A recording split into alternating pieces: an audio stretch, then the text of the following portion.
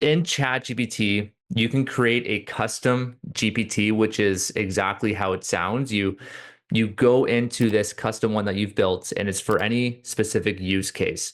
So for mine right now, what I've created is I call it my Tom's social media brain, and anything related to social media that I need, like maybe content creation, script writing, any just ideation for social media, I come into here, and it's kind of like my personal assistant in knowing that this custom GPT is an expert with social media, like knows way more than I do. And the really cool part on what this thing does for me is you can start playing around and say, hey, give me 5 viral hooks for, let's just use real estate investors.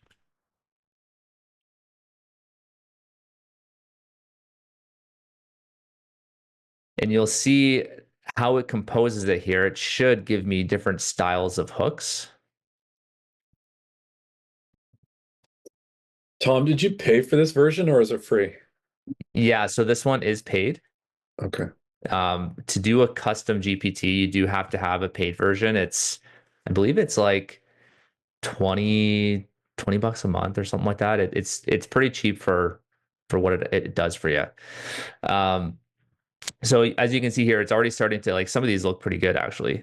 Um, and what I do here is when I want to create some video topics and outlines, I'll take what I like from this and I'll go into TikTok and I'll start sourcing out videos. So I won't copy and paste the whole thing, but I'll take a section of it and I'll put it into the search bar. And TikTok's the best search algorithm for viral content, and that's how I'll figure out like what types of videos I want to make, and then I'll just put that into a Google Doc. But I mean, I can go in all different directions with this training. I think what I'll do is just kind of explain what a custom GPT is and how it can benefit some of the things that you can do in your business. This is just one use case for what I do with this is for social media brainstorming.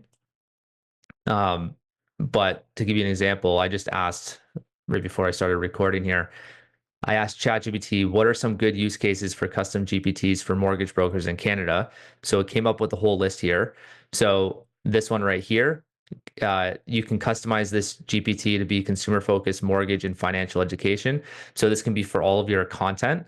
So it's a bit broader than what I've created with my custom GPT, but it's including all of these other types of things here. So if you have like a client that's asking a question, you can come into this and ask the GPT, and it will pull from either the web or it will pull from documents that you've already fed it. Like there's a loan officer that created one specifically for underwriting where he's put all of the different guidelines for literally every single product in there. And he's just fed it these PDFs and links to different documents, and it knows everything. I'm not saying use that for your underwriting and rely on it, but it's a really good way to start if you're looking for answers for anything underwriting related or answering emails. It's super, super powerful. So I'll show you how to build it. Am I losing anyone with this? Is kind of like a bit No, it's good. I'm interested in this, so keep going. okay. Okay, so in ChatGPT, you'll see my GPTs here. Create a GPT. So this is a future one that I'm going to be doing. I haven't touched it yet, but I'll just go into here and I'll edit the one I've already created. So you won't see any of this here. When you go to create one, it's going to be blank, and it's kind of like a blank canvas for you to customize to what you want it to do. So for me, when you're first starting out with this, there's two different areas. You have create and you have configure. The shortcut to create to really just outline what you want from the GPT is to come into configure and just type it in here and tell it exactly what you want it to do. But for doing your first one, the easiest place to go is to the create tab and just start talking to it. Like tell it like, hey, I want it to do this, this, and this. Like ask ChatGPT to ask you questions on what you want it to do. Like that's the easiest way to do it, and just have a conversation with it. And you'll see down here, there'll be like a little loading bar that's saying I'm updating the GPT. So it's learning as it goes, and you'll start seeing some example questions on the right here, which will give you a good idea of like, hey, it's starting to understand what I want it to do. And this area, the preview, is where you'll test it and start asking it things to like create content, for example, like give me 5 hooks. I want to make sure that it knows how to structure the hooks properly and that it's following my niche topics. So you can see like it's talking about money, RSPs, financial system. It knows all of this because I fed it the information. I've already done all the legwork on this, but it knows that because if you go into configure, I've uploaded these documents. So I've uploaded this is like a viral TikTok, Instagram handbook, top 12 viral reels ideas, which is from like another content creator. This is just more stuff for it to learn from. And I just upload it and I say, hey, read this document, understand it and digest it and use it going forward for anything I ask you social media related. And that's how it knows my niches. Yeah, so one key piece here, we learned this when we were in Whistler too, is like the quality of what you feed your custom GPT is going to impact the quality of what you get. So it's like a diet. If you put a bunch of garbage in there, you're going to get spit out garbage answers. So curate your stuff really well out the gates, and then you'll get iterations on that are going to get so much better. That's bang on. And that's why you have all of this in here, right? Like it's not like I typed every single little thing here. It did half of this stuff here. It typed half of this stuff in here from me going back and forth with it over on the create page.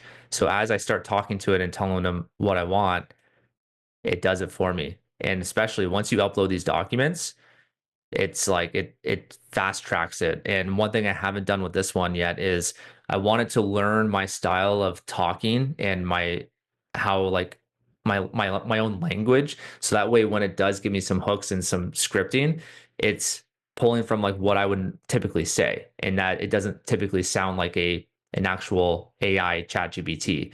And one way you can do that is you can um, basically go to a video that you have. Let's just say it's social media video, or if it's like a Zoom call where you're talking about anything real estate related, mortgage related, you can get the transcript from that by either uploading it in like there's many different transcript apps, or you can go to like Vimeo and do the same thing, download the transcript, then upload it in here and tell it to read it and learn how you talk.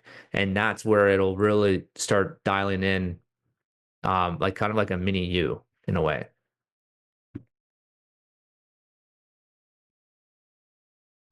So I'll probably leave it at that and go through some questions that you guys probably have and maybe go from there.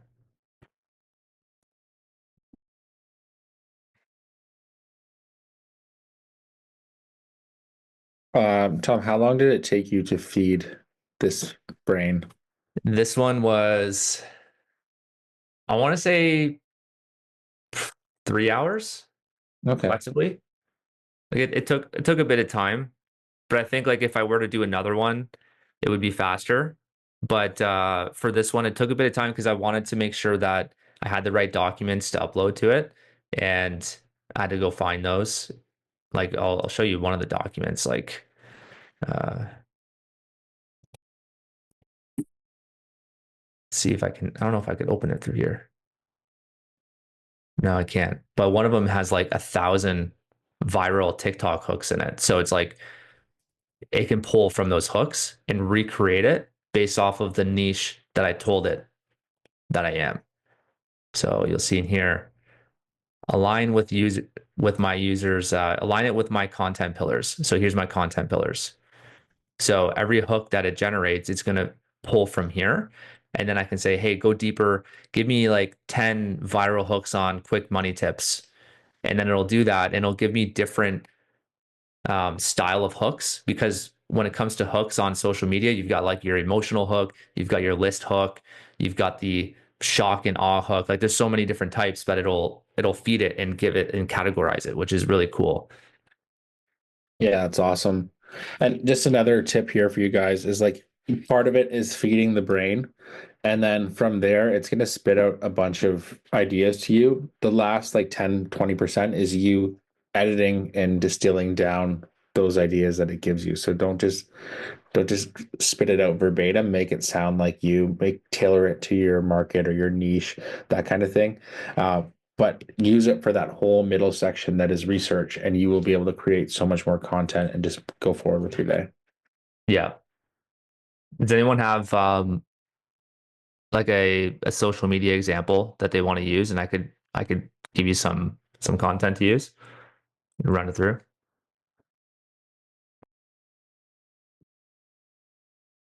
Can you do show me how to use a purchase plus show me content around a purchase plus mortgage?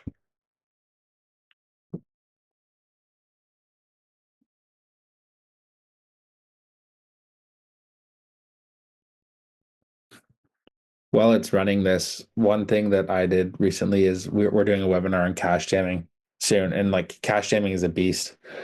So I just said, like, explain cash jamming to me like I'm 7, and it gave me all of this like a nice easy thing that I understood more, and then I can also deliver it to clients in a way that they can comprehend better.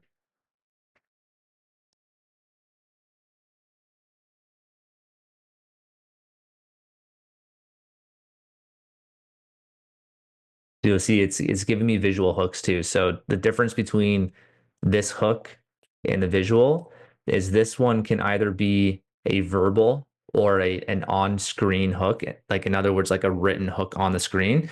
And this is the visual, meaning like what you're doing to start the video. So I mean, some of these are pretty cheesy, but an easy one is like,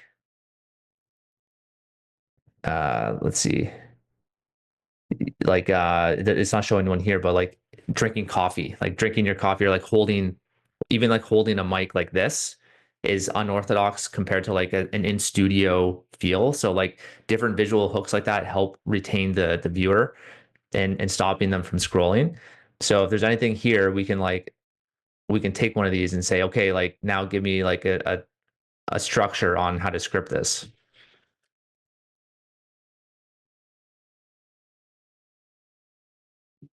To number one.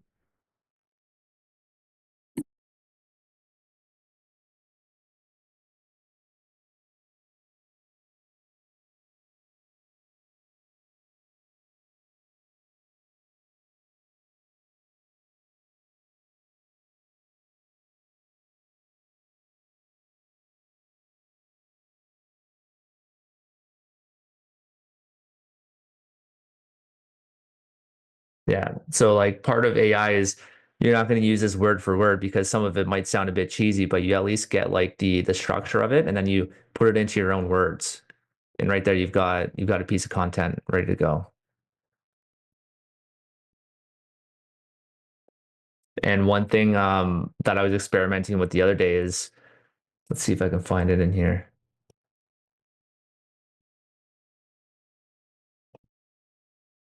Yeah. This prompt right here is pretty sweet. So whatever niche you're focusing on, you can copy this prompt and just and put in your own niche. So as an example, I put in if you don't want to market to millennials, then you put in whatever your demographic is. And then you would also put in your niche right here. So I did pursue to grow their net worth. Yours might be experience, fears that millennials experience when it comes to purchasing their first home. So you'd be targeting first time home buyers. You put that in and it'll give you this table. And the really cool part about this is this gives you a good framework to structure your content because any good content revolves around any of these three buckets. And that's the value you're giving to the client. You're like, for example, desire, like I'm showing them how to achieve financial freedom and independence by doing X. And this will give you a good framework to then go into ChatGPT and say, hey, build me 10 different hooks around this fear that millennials have. Yeah. So And to this point, you also don't need to just use this for social content. Like you could take this and make this into email content for first time home buyer drip campaign, for example, or put it into email scripts, save them in your inbox for if a client says, I have high student loan debt and high interest things, but I want to have a home. You can have an email script that goes like, yeah, I know you feel like you're going to be stuck renting forever. Here's a couple things we can recommend. And like you're now speaking directly to that client and their fears and desires, and it's so much stickier. You move completely away from just like rate and all the typical bullshit. Yeah. Yeah. That there's so many possibilities with this. I find like with AI, it's the hardest part is figuring out like the possibilities with it because the possibilities are endless. It's just the how good of a user you are to actually use the tech. Yeah, and then the key piece is don't get stuck in a wormhole doing 10 hours of research and not implementing it. Like do the research, then actually record the content. I feel like a lot of people sit there with things like massive lists of realtors they're going to reach out to, but they never start it. Like it's better to pick one or two ideas from there, implement it, iterate on it, and go forward than to just do a bunch of research. And if you don't want to pay for a subscription, you can still use ChatGPT on a free version. You just won't have the ability to create a custom GPT, which it still works really well. You can still get what you need from it. It just won't, yeah, you won't be able to customize one.